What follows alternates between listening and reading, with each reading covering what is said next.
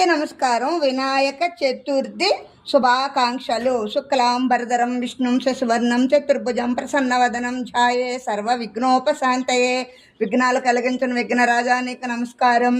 నా కుటుంబ సభ్యుల్ని, నా పిల్లల్ని, వాళ్ళ పిల్లల్ని అందరినీ చల్లగా చూడు తండ్రి. అలాగే నా వ్యూవర్స్ని, నా సబ్స్క్రైబర్స్ని అందరినీ చల్లగా చూడు.